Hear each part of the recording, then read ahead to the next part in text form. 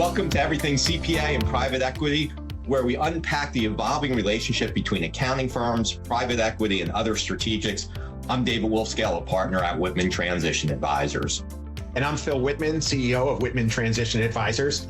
And we've chatted with more than 150 private equity groups. We've actually closed over 40 transactions with those private equity groups. And we're bringing you firsthand insights from the front lines.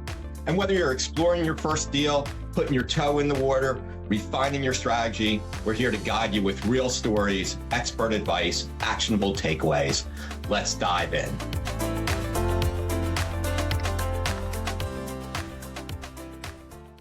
Welcome, everybody, to another episode of Everything CPA and Private Equity. We're here to educate leaders. We're here to help you get better as you're looking at your future. We're trying to give you some education on what that might look like. And today, I always have my co-host, Phil Whitman.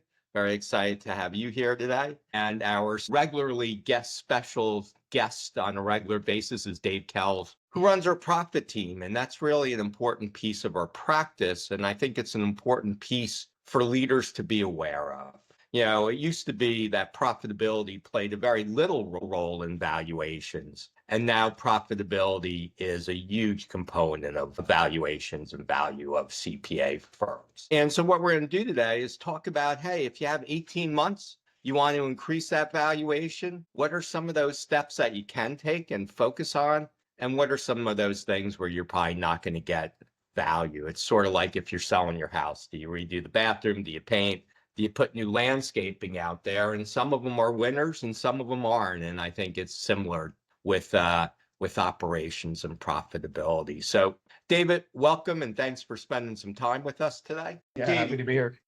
David, obviously you are a regular guest on our podcast. However, we might have some new listeners and they don't know your stellar backgrounds.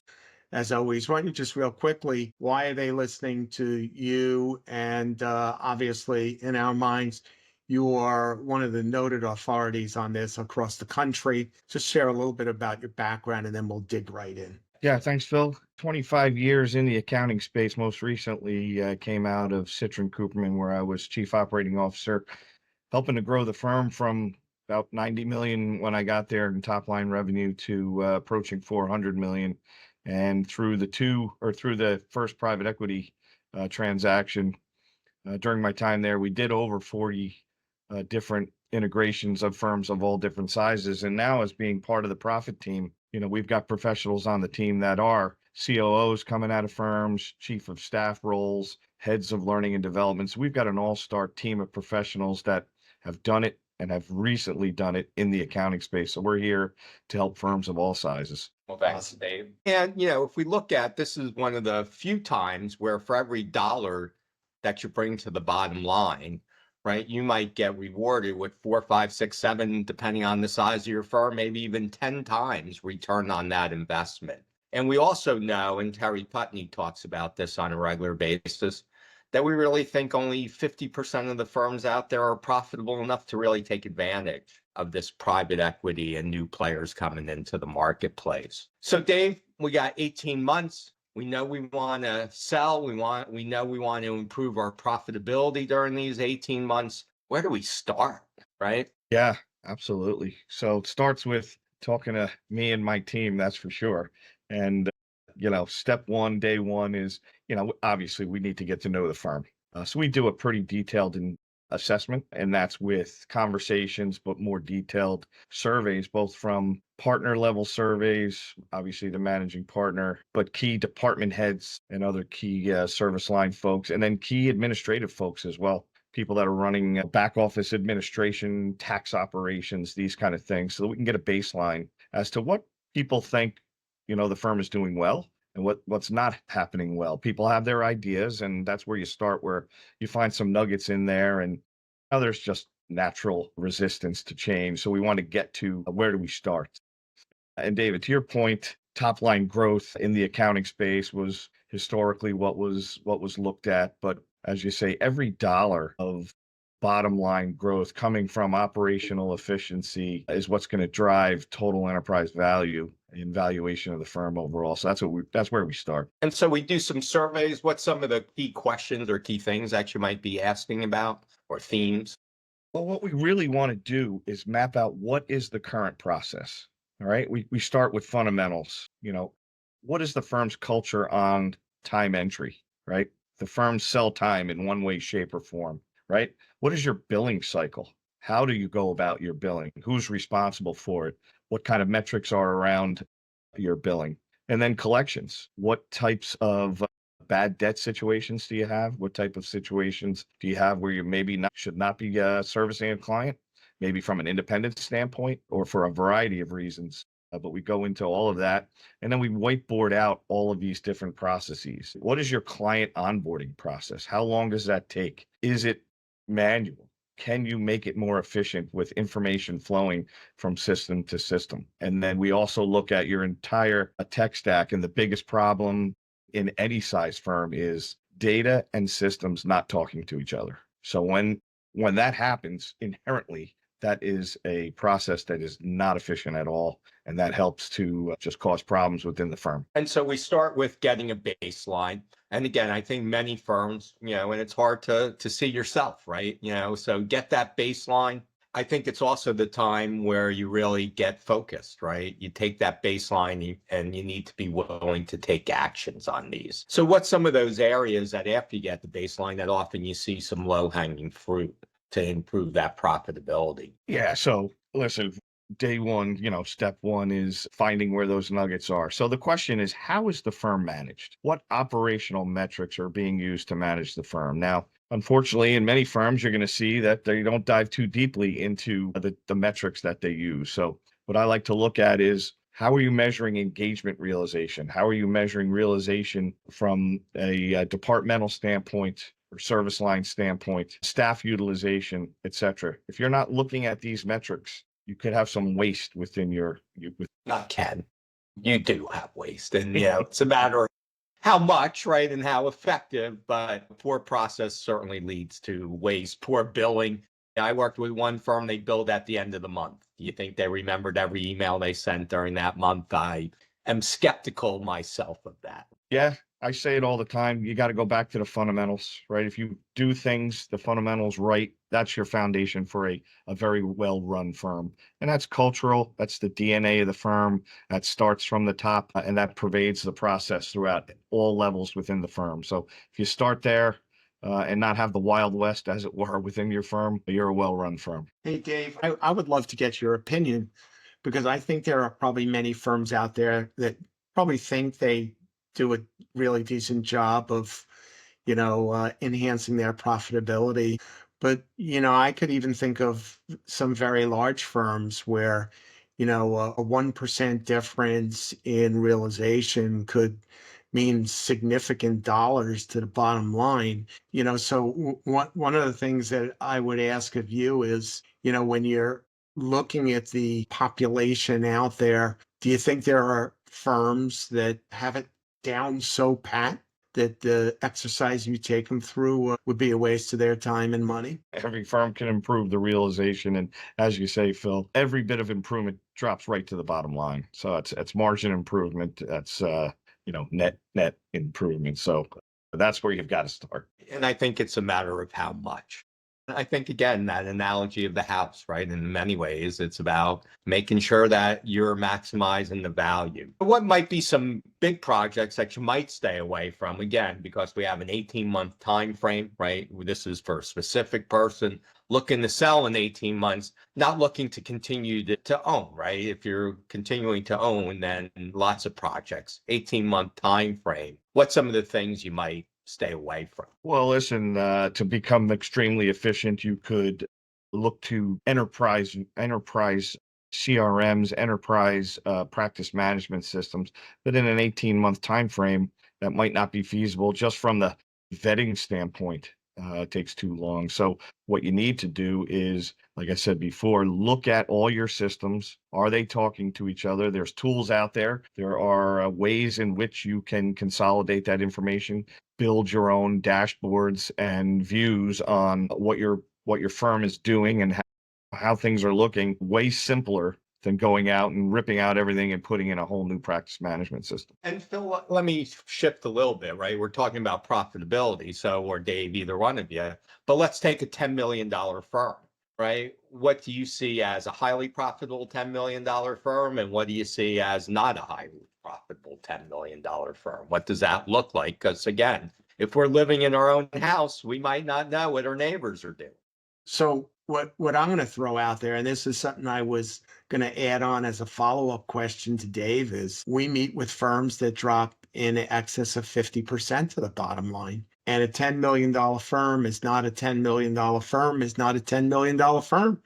And it used to be that, hey, if you're a $10 million firm, you're going to get 1 times gross revenue without regard to profitability. And you could have a $10 million firm with 2 partners. You could have a $10 million firm with 10 partners, each with a $1 million book of business. But, I think that there are firms that we've spoken with, and when they're trying to go down the road with a private equity group, obviously the greater the profitability, the better, because of the compensation scrape that's going to take place. So I think what we're really talking about here is, how do we take a firm that's maybe putting 25 points to the bottom line, where it might be very hard for them to get a private equity deal that's going to result in a multiple of that 1 times gross revenue at 10 million? And how do we put points to the bottom line to get them from 25 to 30 to 35 to 40? And I think once you hit that point,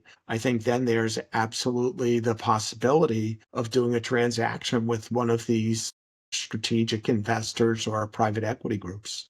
So we see almost double profitability of firm A to firm B sometimes, right? We see sometimes it's a 25%, sometimes it's 50+%, and that makes a huge difference. I don't want to make anyone jealous, but we are working with 2 firms right now.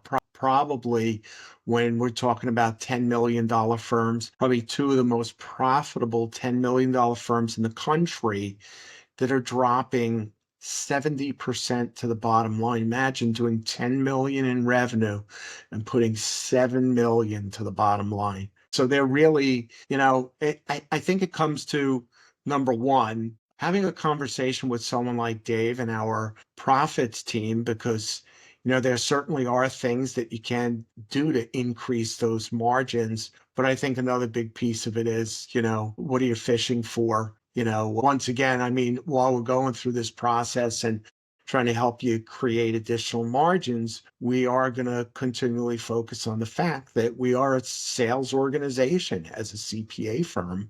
And it's a matter of, okay, bringing in business, but bringing in not just any business. As Dave said, one of the big things, client acceptance. Are you just taking anything that comes over the bow? Notice, Dave, I used that boating term. Dave's our resident captain at Whitman Transition Advisors. But that's just my thoughts on it. I mean, I think if you're not putting at least 40 points to the bottom line, you got ways to go. And we know that there are so many firms out there that haven't even taken a peek at things like offshoring and other advisory service offerings. So, Dave, I don't know if you want to talk about it. At what point do you start saying, we've done an assessment, we've looked at the basics, and now, here's the 4, 5, 6, 7 different directions we're going to begin to take you in? Yeah, well, like you said, I mean, so much of this is interconnected. So your recruiting costs could be through the roof because you're churning lower level staff. And to your point, technology should be in the mix on that solution, either onshore or offshore, utilizing talent offshore. You could utilize an offshore enterprise to basically tell your staff, listen, we bought this insurance policy so we don't burn you out during peak periods of time. And then obviously the margin difference on work offshore versus onshore is unbelievable. You blink and you could do 5-10% of your 1040 prep billable hours offshore, and that drops right to the bottom line. The difference in margin between, say, $30 an hour versus $150 an hour. So these are huge numbers. And Dave, I know you did a lot with Citron offshoring and really That's what helps set them up. We do a lot with offshoring. So why don't you go a little bit more into how that can also be a profitability lever for firms? Well, like I said, everybody's in the same war for talent. Why not make it easier on your staff? But I found in my experience, there's still a hesitance. Partners don't want to utilize offshore talent for one reason or another. Biggest one, I think, is a misconception that my clients won't want this. I don't want to upset my client relationship. It is such a non-factor. It's not a secret. It's certainly not anything new, but the hesitation on the US side is still very prevalent. I think once you get past that, the margin difference on this work obviously is huge, but the process, if you do it right, you train the people, you build the process, you build in quality standards, communication standards, having work done in a different time zone when you come back into work the next day and it's done, ready for your review with a great process and a great mechanism to say, hey, I got a couple follow-ups on this. That is such an efficient way to do business. And Dave, as you know, I mean, we even have groups that will recommend that if it's a challenge for a firm that, oh no, this different time zone stuff is killing me. We have groups that if you're on East Coast hours, they'll work East Coast hours for you. I think if we go back, the big four started offshoring in the mid to late 90s. All the largest of firms are offshoring and their clients are okay with it. So I think it is definitely something that if you haven't looked at it, David Wolfskehl, you and I have been saying for a long time, it's no longer optional. It's not just for margins, even though you will achieve greater margins. When you look at our talent pool out there, I mean, unless you want to start telling clients no, potential new clients and existing clients, because the talent challenges are more pervasive than they've ever been before. And look, we know firms, just like everything else we've been talking about, you can offshore well, or you can just hire a couple people and wing it. And winging it might improve a little bit, but there's so much dissatisfaction. I think a lot of that dissatisfaction comes really on the US side, not the India or the Philippines or the South African side. It's us not having our act together, us not having a plan, us not realizing that there's going to be bumps, but that's okay. Having some bumps. We were talking to a top 50 firm. He said he loves his team in the Philippines. He said they are hugely impactful. So totally believe that offshoring is no longer optional. And low cost is no longer based on geography. To me, low cost is based on effectiveness of offshoring. Because it used to be, if you were in Columbus, Ohio, you were cheaper than New York City. But if I'm in New York City and 60% of my hours or 40% of my hours are offshored, and you're in Columbus and 100% of your hours are onshore, I'm probably less expensive than you are. Absolutely. Absolutely. And Phil, one of the things that when we used to do partner retreats, and now we have other people on our team that do partner retreats, but it seemed like a common theme was, and that's how Joe does, right? Joe doesn't participate, right? Joe That's doesn't just support Joe. the staff, right? And obviously I'm using Joe as generic, right? What's your thoughts on dealing with the Joe as you're cleaning up the house to get ready to sell? So why don't you share some thoughts around? That's a tough question, but it is a tough question, because, a lot of managing partners, they sort of are a little easy peasy, they don't want to be the heavy. I mean, obviously we could put managing partners in three camps. So, those that we fear, those that we revere, and those that are sort of in between.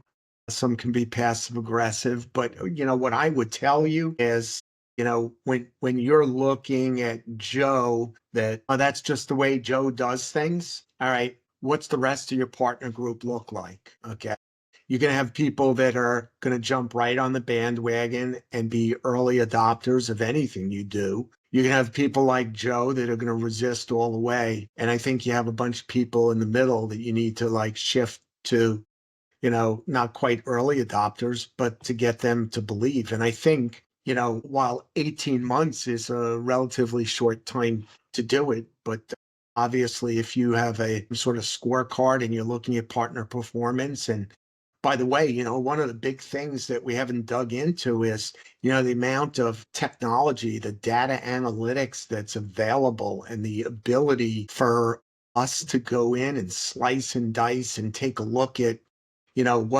what margin is a particular client putting to the bottom line for the firm? Is it just covering overhead? I mean, I remember, a client engagement that we had at one of the firms I was working at, and it was one of the biggest clients of the firm. And when the partner said, I need someone, HR jumped and gave him the resources. And ultimately, when we built the tools to take a look at, well, how much profit is this client contributing to our bottom line? It was practically costing the firm money. So, I say, are you taking your people and putting them on the best opportunities where they can generate amazing profits for your firm? Or are you taking them and you're putting them on the partner that screams the loudest and, I've got the biggest client, and without the data, I think you'll be surprised at, where you really should be on some of your client and staffing focus. Absolutely. So Dave, as we wrap up, I always love your insights. Any final comments you'd like to make? We're all hearing about what's going on in the industry and consolidation, some of the larger firms. It's also happening in the smaller firms. And I'd say the migration to more of a corporate structure is a good thing. And that's a good thing not only for large firms, but also for small firms. It gives firms a structure. Everybody's got the same playbook. Phil, to your point about Joe, Joe builds resentment within firms as well, which crushes productivity. So having a structure where everybody plays by the same rules, it just benefits everybody. Thanks, Dave. Thanks, as always, for your insights. So please subscribe, like, if you have any questions. We're here to help. We're here to educate you. We've been loving doing this. So for Phil and Dave Kells and myself, go crush your day. And thank you very much, everybody. Thanks. You. Thanks, Dave. Thank you for tuning into Everything CPA and Private Equity. Every episode brings fresh insight. However, there's always more to talk about. Don't miss an episode. Subscribe wherever you watch podcasts. Have a question or topic you'd like us to cover? We'd love for you to reach out to us. Together, we will help you navigate this dynamic landscape so that we can help you achieve your goals. Until next time, keep making moves that matter. Thanks for listening, and we'll see you on the next episode.